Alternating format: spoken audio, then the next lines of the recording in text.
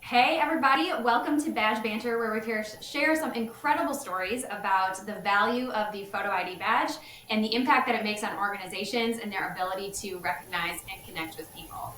I'm Lindsay Martin-Nez, your host of Badge Banter, and I am here with a very special guest today. So welcome to Karim Hala from Entrust. Thank you so much for being here. Thank you, Before we Lindsay. kind of dive in today, Kareem, why don't you do all of our listeners a favor? Tell us a little bit about Entrust, what y'all do, and what your role is there. Sure. So my name is Karim Hala. I'm the director of sales at Entrust for the Instant ID issuance business. I have been in this position and with Entrust for almost 12 years now. Entrust is one of the world leaders in digital security and payment and identity solutions. And it will be a pleasure to answer all your questions today, Lindsay. Awesome. Well, Entrust has been a great partner of Badge Pass for years, and so we're always excited to connect with you guys and talk about something that both of our companies are very passionate about, which is the badge. Yeah. So we'll kick things off today, and we'll talk a little bit about the badge in pop culture. So anytime a story comes out where somebody's referencing photo ID badging or a credential of some sort in the news, as it relates to celebrities or something like that, it always catches everybody's eye in this industry because it's not very often that people talk about badges in a very positive way like that. But it was interesting because last month you and I corresponded after Lewis Hamilton, the Formula One racer who's on the Ferrari team now, I believe, posted his new employee badge, basically his team member badge, if you will, when he joined Ferrari on social media. And what was cool to me about that is it was so like real world, what real employees and team members do on a daily basis. Like think about your own friends and family members when they take a new job. What's one of the first things they do is they post their new employee badge online, and they're excited to share that they're a part of this team and a part of this family culture, whatever it might be.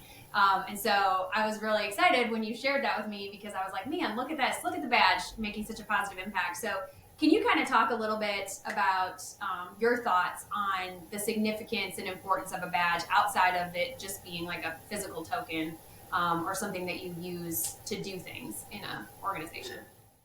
Sure. So when I saw the Lewis Hamilton Ferrari badge, I was overjoyed because when you look at Formula One, it's the pinnacle of motorsport. Everything is extremely high tech. I mean, the fastest racing cars are Formula One cars. The fastest drivers in the world are people like Lewis Hamilton, who is a seven-time world champion. And when I saw that even ultra high tech company like Ferrari still sees the value of issuing a physical badge to every single employee and above all to their driver. For me, it was like a breath of fresh air, and it validated what people like you and me do every single day, which is to remind people how highly relevant visual ID is, because at the end of the day, it's not only about mobile phone, because for sure people they like to use their mobile phone, but there has to be another form of identification, and visual ID badges are the best way to go because I don't have to worry about my cell phone battery being dead. So again, for me, it was a highly relevant example, and and uh, and an even better thing, Lindsay, is that you see that in every single Formula One team. I mean, I can share with you that at Williams Racing, they are still issuing physical ID badges. At the Mercedes AMG Formula One team, same thing. They have a new driver. His name is Kimi Antonelli, who is the one who has replaced Lewis Hamilton. And the first day that he got his ID badge, he posted it on social media, just like Carlos Sainz. So if even again high-tech companies like Ferrari, Williams Racing, Mercedes, AMG, Formula One team, they use that, I think it sends a very good message. It's interesting that you make the connection between like super high tech companies, modern, like no one would consider Formula One to be like not advanced from a technology perspective. Correct. And the constant argument in the security industry is about, the technology behind mobile credentials versus physical badges, and for them to make the decision to still utilize physical badges in this way is an interesting conclusion and point that you bring up. I think it has a lot to do not just with the technology. I think that's where people get the badging story wrong, is they're always thinking of it as a utility. And so like I can do something with my card. But it carries so much more meaning. And to those organizations, like it creates a sense of community and belonging and pride. Like, hey, Yeah, that's what I was about to say. A sense yeah, of belonging. Look, I work for this company, and I am very proud to be associated with this company.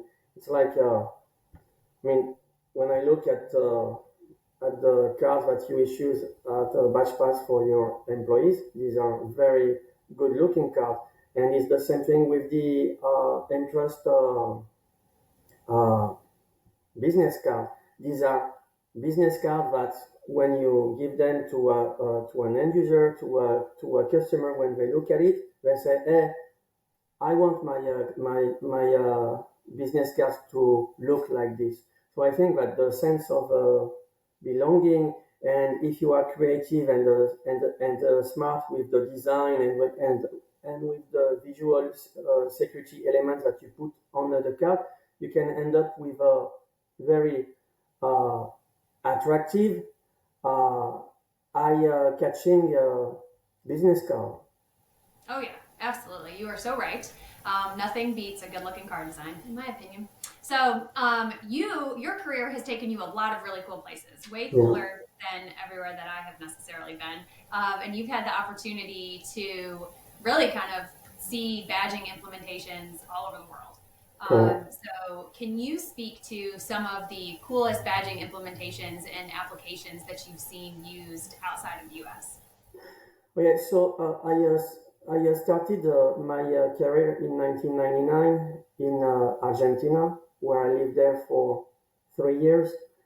Um, I was obviously much younger because it was a long time ago, and over there I took part to many ID deals like driving license, like ID cards for the oil industry, and then I moved to the US in 2002 to Miami, and from there I worked in every single country of Latin America, the Caribbean, South America, Central America, and obviously I've been associated with many deals for multiple vertical markets. So when it comes to cool design, we did in one of the Caribbean islands the national health card. It was a direct to card project, and they were printing a full color background with the printer edge to edge, and the design that they came up with was very good, and it was not an easy design because it had a lot of shades of blue, shades of green, but in the end it was a very good result. But also, what has given me a lot of satisfaction over the years is solving problems for customers.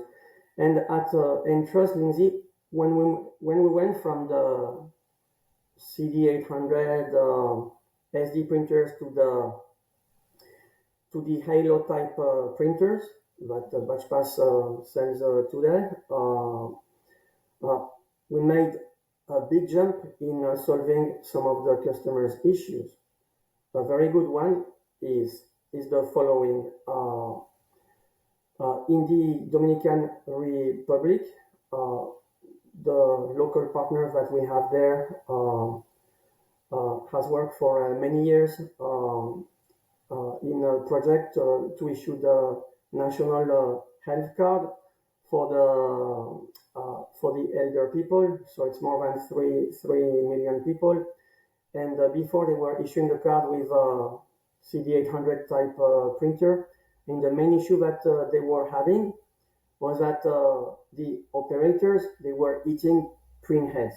Literally, what I mean by that is that when they were opening the printer to change the supplies, they were removing the ribbon cartridge, and then when they were putting it back, they were not careful at all.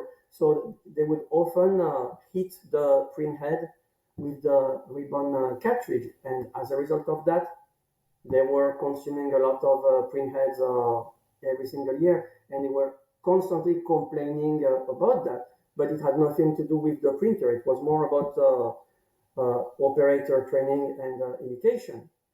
But when the signal printers were introduced, we added to the print head guard, and from day one, it was the end of all these issues. And the last time that I visited this customer, which was in December of 2023, they were extremely satisfied and extremely happy. So when you are able to do that, it gives you a lot of satisfaction. But what gives you also a lot of satisfaction is the fact that you are associated with AAA partners. It is just like us, Entrust, having a partner like Badge Pass is on top of everything, and who knows this business extremely well.